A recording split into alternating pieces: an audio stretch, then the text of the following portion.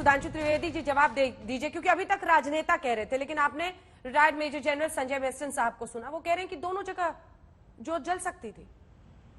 देखिए, संजय मेस्टन जी के प्रति पूरी विनम्रता से कहूंगा, उन्होंने अच्छी बात भी कही और पॉलिटिकली करेक्ट होने की भी बात कही, प्रयास किया।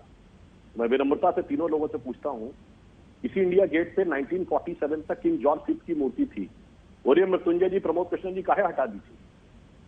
भारत में एक नहीं सैकड़ों जगहों पर क्वीन विक्टोरिया और किंग जॉर्ज की मूर्तियां हटाकर महात्मा गांधी की मूर्तियां क्यों लगाई थी? इसलिए ना कि वो गुलामी के प्रतीक थे, पंथा विरासत तो वो भी थी। इसी इंडिया गेट पे किंग जॉर्ज की मूर्ति थी 1947 तक, क्यों हटाई थी? क्योंकि वह गुलामी का प्रतीक थी। तो जब गुलामी का प्रतीक थी तो उनके नाम के लिखे हुए इस गेट के नीचे अमर जवान ज्योति जलती रहे, ये आपको कष्ट नहीं देता?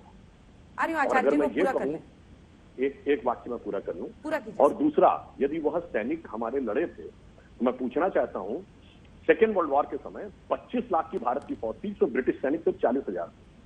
नेताजी की फौज से, आजाद हिंद फौज से जो लड़ रहे थे, उसमें भारतीय सैनिक भी थे, तो हम किसको मानेंगे? उन भारतीय सैनिकों के लिए जो ब्रिटिश हुकूमत में लड़ रहे थे, या नेताजी हमारे हीरो? अब ये बताइए, जलियांवाला बाग में जिन्होंने गोलियां चलाई, उसमें भी भारतीय भी सैनिक थे जिन्होंने गोलियां चलाई, जनरल डायर के कहने पे। हम उनको भी अपना मानेंगे?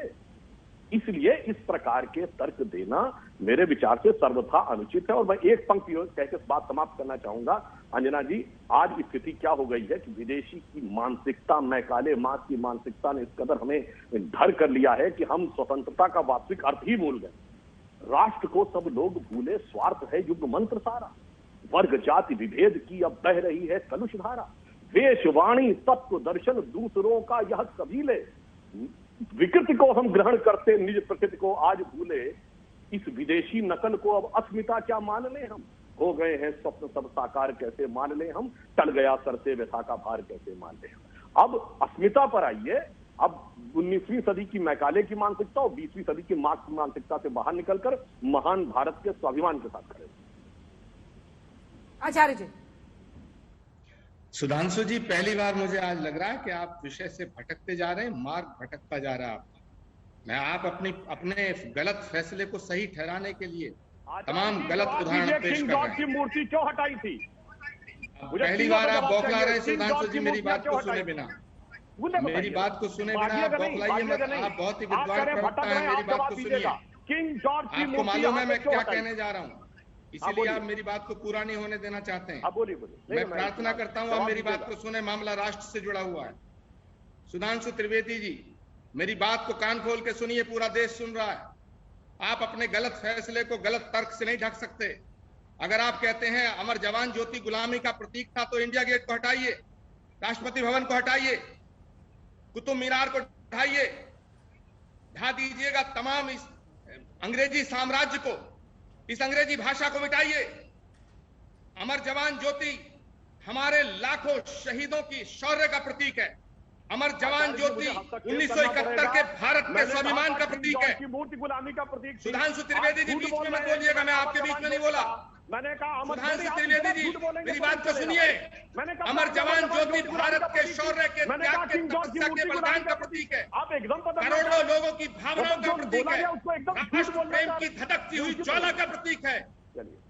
और अगर आपने ये कुकृत्य किया है, तो मैं आज तक के इस चैनल पर कहना चाहता हूं, जिस दिन आपकी नापाक सरकार इस देश से हटेगी, हम दोबारा करोड़ों भारतीयों के आस्था से और अस्मिता से जुड़ी हुई इस अमर जवान ज्योति को पुनर्स्थापित करने का काम करेंगे। और आपके अंदर हिम्मत हो तो देश का ऑनलाइन सर्वे कराइए, रिपोर्ट मांगिए।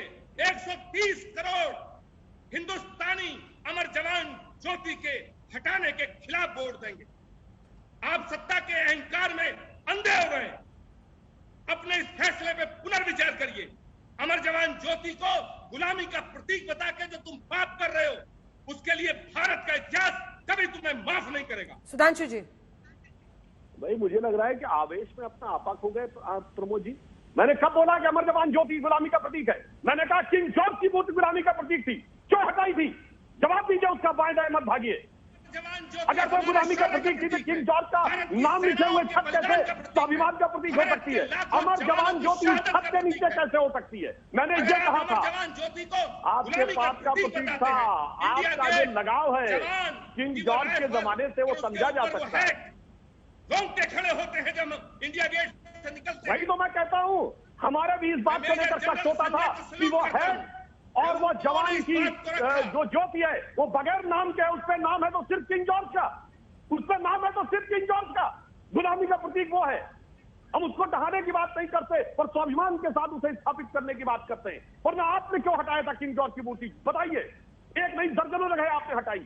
आपने क्यों किंग जॉर्ज, विक्टोरिया, कनिंगटन के नाम की सड़कों के नाम बदले थे? बोलिए, मुझे जवाब चाहिए।